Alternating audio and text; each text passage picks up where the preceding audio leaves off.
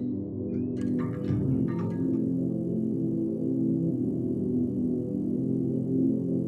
everybody, Mediacube Podcast is back, and while today Roman is luckily vacationing, I'm happy to introduce to you our today's guest, Daria. Daria is one of the key persons actually at Mediacube because she's the head of community department. If you have ever come across any multi-channel network or any YouTube partner network, you definitely should at least understand vaguely, but you should understand that community managers are the front line of our work. Obviously, yeah. Yeah, those are the guys who contact YouTubers first, who then make everything possible to make sure they're happy 24/7. Should any problem occur, they're always there to help. And sometimes, watching the work guys do, I'm really amazed. Like, they're really involved 24/7. And there are not so many of them. There are actually a couple of dozens people, right, in the department. Yeah. Tell us more about your job, about what you Yeah, sure. Well, basically, what community department is and who community managers are.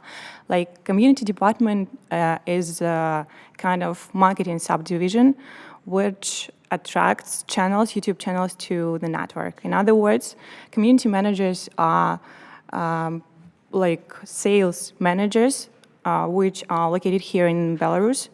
And these are the guys reaching out to the millions of YouTube talents all over the world, offering them our services, linking them to the network, and them just accounting them, like providing all that full range of services that they sold. So yeah, they are covering probably every single aspect that the network has. Right, and this is really amazing. And so how many people are there in the department currently?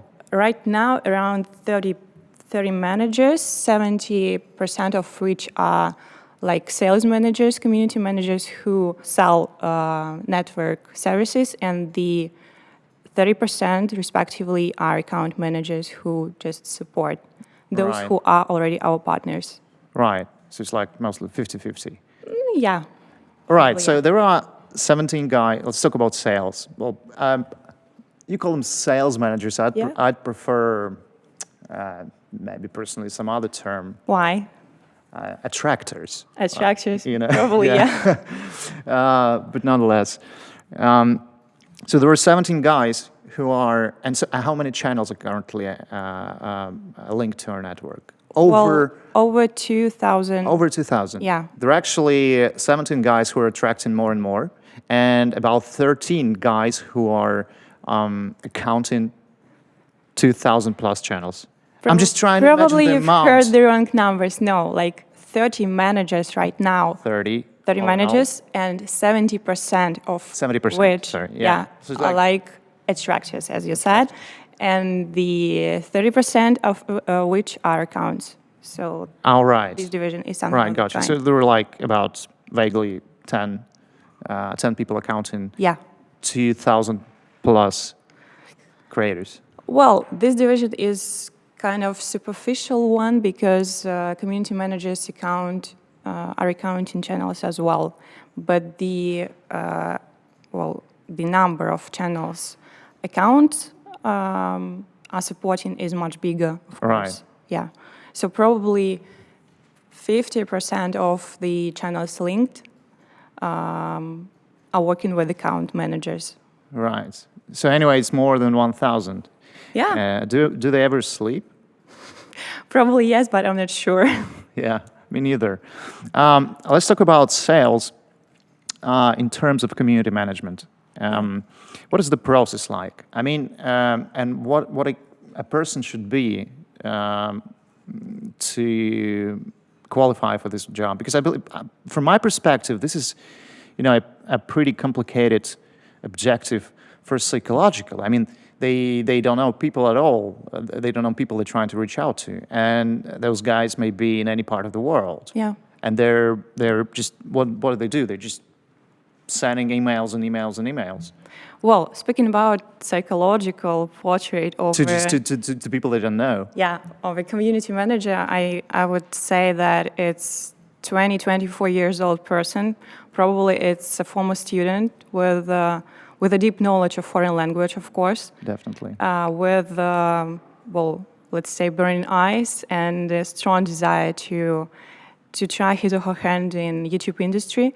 Of course, it would be a huge benefit if this person had expertise in YouTube, but we do understand that it's kind of problematic to find such a specialist.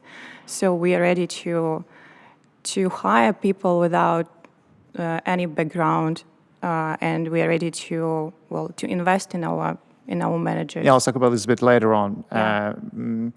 But what I wanted to discuss also is what is the daily routine of a salesperson at community management? What do they do? Yeah. I guess daily routine implies dozens of emails, cold emails, messages via social media to millions of millions of creators all over the world, just trying to get this content because, located here in Belarus, we do understand that that CIS region is much more attractive in terms of attracting talents, and let's say Europe, the US, Asian market are much more problematic to contact. Is that because there's more competition with other networks over there? Yeah, competition and I guess location, time difference, different cultural background, different mentality, all these factors like have an impact on the result. Located here in Belarus, we do not feel any time difference or cultural difference or language barrier as well. It's much easier than hunting creators from other countries. Right. Do you have any figures? You may not answer this if you don't want. Out of the split? Out of 2 dozens of emails, how many are responded by creators? What is the response rate? It would be a great result if 10% emails were open and responded, I guess. Right. Not that much. Yeah, actually, yeah. But I'm just trying to tell our audience just try to make our audience imagine the amount of work community managers do daily, and it's not just like one day or 1 week. It's happening all the time. Talking about languages, what languages do a community speak? Yeah, here probably we should say that we have a definite structure in our department, and we have 3 teams that are divided according to language. We have CIS team, hunting creators from Russia, from Ukraine, from Belarus. Also, we have worldwide team working mainly with English-speaking countries like the US, some European ones like Australia, New Zealand, and so on and so forth. And of course, we have regional team targeted mainly on Latin America region, like Spanish and Portuguese-speaking countries. Russian, English, German. Yeah, English, Spanish, Italian, Spanish, even Turkish. We Turkish. have Arabic. Arabic. Yeah. Fantastic. Yeah. We have Arabic language in our team.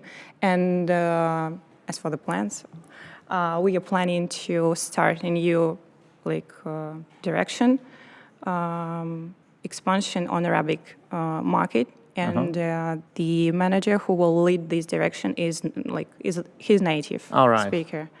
So, I guess he's familiar to their mentality and would be much easier to conquer this market.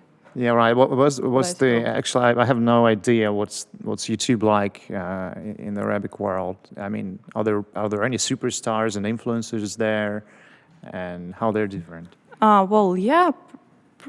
Any market, I guess, has their own stars, but the problem of Arabic market, probably it's not a problem, but the challenge for us there to get to know about us, because we are not presented there. People do not know anything about Mediacube, Right. and of course they are concerned on the services we provide, and they are not sure whether they're kind of useful for them. And I believe they're not pretty much familiar with any MCN, as a notion. Like they just don't know what an MCN is, right? Well, Or are there any they're kind of players in the market? monopoly, Monopoly? yeah.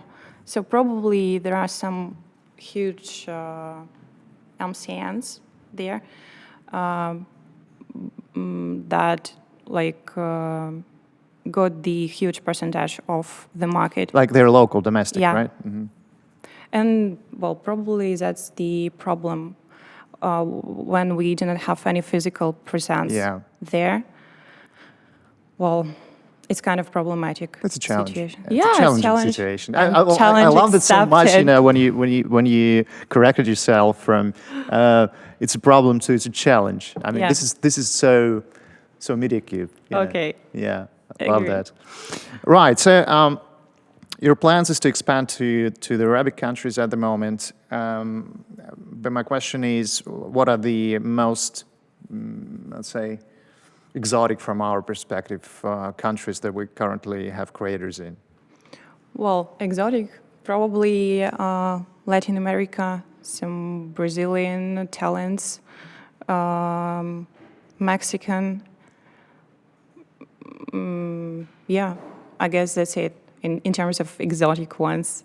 But I guess any geography which has difference in mentality from us, it's a kind of challenge, as you said. Even the US, Yeah. like we didn't have any language barrier while communicating with talents from the US, but still they have a different mindset. They have Absolutely. absolutely different lifestyle. Yeah. So yeah. Okay, so let's move on to the point you touched upon a bit, but I believe this is very important in terms of attracting new human resources to Mediacube as we are always expanding and we're always seeking for fresh blood. So as far as I know, you're doing a lot of training, right? To people coming over who would like to just see whether this is suitable for them and they're suitable for this business. So tell us more about this. You call this internships, right? Yeah. Like say, because I believe there may be people watching us right now who would love to try after knowing this. So tell us more about this. Yeah, What is sure. the process and how is it going on? Yeah, okay. Well, we have already experienced like 2 internships, and probably will announce a 3rd one soon, because the results, well, more than met our expectations. The first one was like planned, if I'm not mistaken, for the last spring, I mean spring 2020, but the epidemiological situation began to worsen, and we decided not to take risks and to wait till autumn. So yeah, the first internship started last autumn, and there were more than 700 applications Wow. yeah, from students to join this internship. Jesus. Yeah, well, we selected around probably 40 applicants from them, and just 25 stayed during the internship. So yeah, too many applications came. We didn't have any idea what to do with them. Right. But how did you select, or it was human resources managers who did that, or what are the? I believe, from my perspective, there were so many of them because there's a misconception of working at Mediacube that people here are just having fun and watching YouTube. Yeah, well, that's the case because when people come to internship, they see this another side of YouTube sphere. They do not perceive this like something entertaining or just something creative. They see that it's as well hard working hours, it's brainstorming on new fresh ideas. It's daily routine as well because, well, as I have already said, community managers send dozens of emails every day. Well, it's just the fact that you should accept. Yeah. So yeah, this is absolutely different, and from this point of view, internship is a good opportunity to see whether you are ready to try it, whether you are ready to dive into this routine, because it's not only about creative. And whether you're ready to grow up, actually. Yeah. Because, well. you know, there's no business in the world that does not imply daily routine or brainstorms currently in the modern world or whatever else is happening here. Yeah. So if they're coming after universities, they should be ready for this at any place they're going to work for. Right, so there were 700, and then it was cut down to 40, and it was then cut down to 20. So these 20 guys stayed to work at Mediacube, right? Not really. 24 guys that, were participating during the internship. Okay. Like they had 2 weeks lectures, courses, I mean, even our top-level managers took active part as speakers, like covering various issues from some theoretical basic things to deep introduction in our products and tools, which make us competitive on the market. And then there were around 6 weeks with practical tasks. Because from my own experience as well, it's better to see how everything is working once than wasting a lot of time on learning how it should work. So after 2 weeks lectures, they just started sending dozens of email. Of course, they had supervisors among community managers who support them during video calls with creators who provided some practical help, advice, and so on and so forth. So among these 25 interns, we hired 10. Which is a good number. 10 managers. Right, so far we've had 2 internship sessions. Yeah. Right, and we're going to have a third one. When and how to apply? Well, right now we didn't have any idea when it's going to start, but probably it should start around November or December. So probably we'll give all the details a bit later. Right, so it's basically it. Thank you, Dasha, for coming over and for your time and for your involvement. And thank you for your job as the head of community department. And thanks to all of you guys. Thank you so much for your time as well. Because it's basically due to them that this whole machine is functioning so good. Guys, please stay tuned. Make sure to check our website from time to time if you want to apply. I believe there will be a lot of people willing to apply in November or December once we announce the third internship session for community managers. So make sure to stay tuned and apply. It's a lot of fun here, really, and not just hard work. It's both. But you're gonna like this. Thank you, Dasha, again. Thank you for inviting. It was Mediacube Podcast. See you in a week. Bye-bye.